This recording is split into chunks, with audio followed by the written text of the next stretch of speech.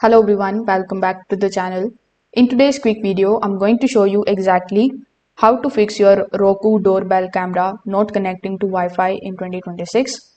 Now, most of the connection problems happen because of the Wi-Fi settings, signal issues or setup errors.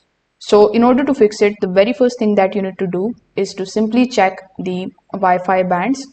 So Roku doorbell cameras usually work on the 2.4 gigahertz Wi-Fi only. So if your router is set to 5 gigahertz, the camera is not going to connect.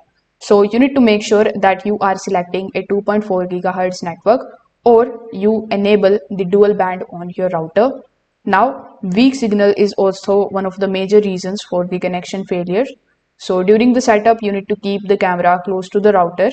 After connecting, you can move it back.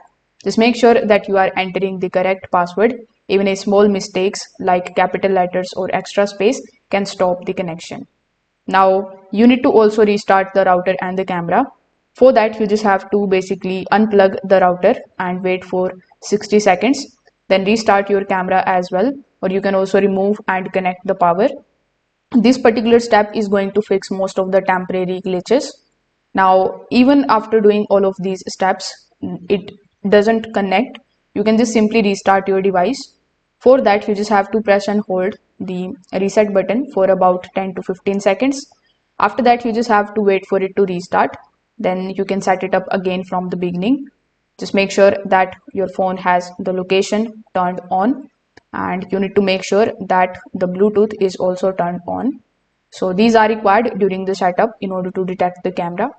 So if this video helped you out, make sure that you like this video and subscribe to the channel. Thanks for watching.